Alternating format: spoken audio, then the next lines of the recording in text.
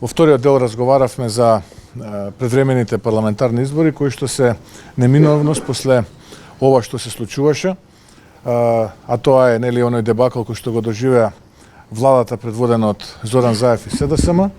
Практично поразени се рамилукот, поразени се неправдите, поразени се сите оние криминални афери кои што се случуваа во изминатиот период. Следуваат предвремени парламентарни избори, на тие предвремени парламентарни избори победува обновата на Македонија, а потоа засукување на ракови и работа, безкомпромисна работа секој ден, за да можеме да го постигнеме сето на кое што е изгубено овој период и Македонија да ја ставиме на брза лента за да стане дел од европското семејство. Тоа е она кое што можам да го кажам, предпоставам дека и претходните соговорници збореа на оваа тема. Повелете ако има некој прашање. Зборувате ли за персонални решенија? Се израдувавте ли што Македонија не почна престапни преговори, бидејќи министерката за одбрана рече дека најверојатно сте се израдувале поради тоа? Видете, кога практично господјата Шекеринска е еден од оние последни остатоци во периодот на транзицијата и кога таков човек ве критикува на таков циничен начин, тогаш мора да сте на вистинскиот пат. Тогаш политиката која што ја водите е на вистинскиот пат и тоа само дополнително ме мотивира да останам на овој пат. Се разбира дека како ВМРО ДПМН ги отфрламе. И јас како човек ги отфрлам овие груби и тенденциозни незини цинизми и метафори. И не само незини, тоа е практично заедничка констатација, предпоставувам, и оној на кој што таа му е заменик претседател во рамките на партијата, господин Заев.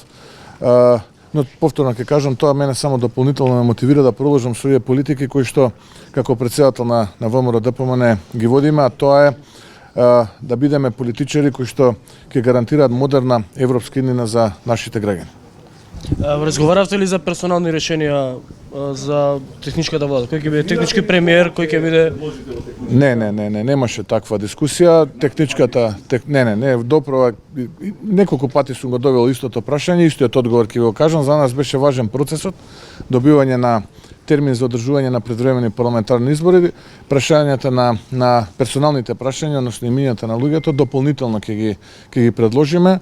Така што битно е дека имаме нова реалност. Реалноста е дека чинам дека беше 3 јануари 2020 година ќе имаме нов технички премиер, ќе имаме нова техничка влада.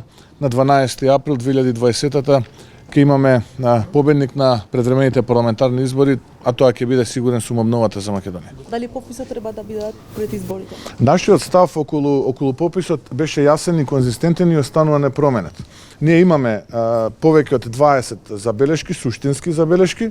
Бараме да се постапува според препораките на Евростат, бараме пописот да биде статистичка операција, а не да биде политички договори или политичка платформа, и малку е неприродно кога имате попис на крајот од декадата. Логично е и според препораките на Евростат да имате попис на почеток од декадата, тоест да бидам попрецизен, 20-та година е крајот на декадата, а 21-та каде што ќе се прават пописите секаде во Европа е на почеток од декадата. Тоа е една од тие повеќе од 20 суштински забелешки кои што ги имаме на законот за попис.